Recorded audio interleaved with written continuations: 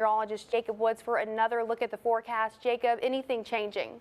Nothing is changing, and it is going to be a nocturnal event. It's going to be a late night for us here at CBS42. We're going to have Chief Meteorologist Dave Nussbaum coming in here in just a few hours, and I'm going to be here with him throughout the night to keep you guys safe because it is going to be a noisy night. We're weather aware for the risk of strong to severe thunderstorms anywhere between 10 p.m. and 3 a.m. So it is going to be a short duration. It's not going to rain very long at any given one location. These storms are going to be moving on at a very fast rate, but nonetheless, as they're passing through, damaging winds is really going to be the primary concern, in excess of 60 miles per hour, even 70 in some cases. And in these kind of setups, oftentimes we can get several brief tornadoes that touch down, and they happen sometimes in between radar scans. They can be very difficult to warn on, and it is going to be moving along with a very fast line of storms, and it's going to be dark. So that's all going to be factoring in to the severe threat tonight. Thankfully, due to the forward speed of these storms being so fast, the flooding threat's not going to be as high as it maybe once looked earlier this week, even after we got all the rain back on Tuesday and Wednesday. So here's a look at that timing breakdown. We're going to see those storms originally coming in from west central Alabama around 10 o'clock tonight through midnight through Tuscaloosa and points northeast back towards Coleman. The I-65 corridor for mainly Birmingham down to Calera and Clanton points east. It's going to be a little bit after midnight, closer to 2 a.m. And then our far eastern counties here, that threat's going to be mainly between 1 o'clock and 3 o'clock tonight, as you'll see here in just a moment on Futurecast. Now, the Storm Prediction Center has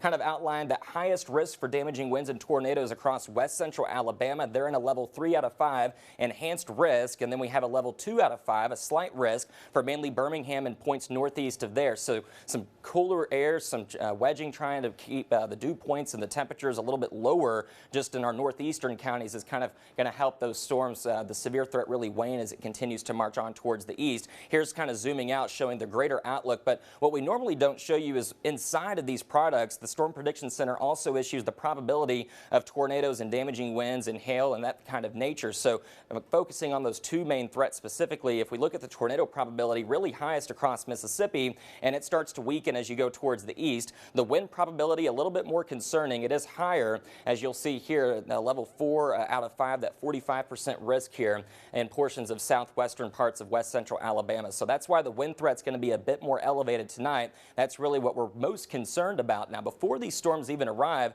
we're going to be very, very breezy. Wind advisory from 9 p.m. all the way through 6 a.m. on Sunday morning. Wind gust anywhere between around 20 to 30 miles per hour. And we'll see here temperatures cooler to the northeast. I mentioned that cooler wedge coming in. So 60s from Asheville to Anniston, 70s over in west central Alabama right now. That's that tongue of warmer air bringing that instability with it as well. We had a few breaks in the clouds earlier today, but thankfully not a whole lot of sunshine because that helps fuel these storms. And as we zoom out, you'll see the storms right here in eastern Arkansas back towards Memphis, approaching them right now and stretching back into northern Louisiana. So Futurecast shows throughout the rest of tonight, we're going to continue to see at least a few showers through maybe around 10 or 11 o'clock. Then we'll see that line starting to come into west central Alabama through 11 o'clock and midnight. Some storms ahead of this, but we're not expecting any of those to be severe, but we could have some heavy rain before that main line even arrives. Exiting Birmingham around 2 o'clock in the morning and our eastern counties around 3 o'clock in the morning. And then temperatures are going to be in the 50s when we wake up tomorrow. The energy and the spin are really the best ingredients that we need for tornadoes. And notice it's best across west central Alabama,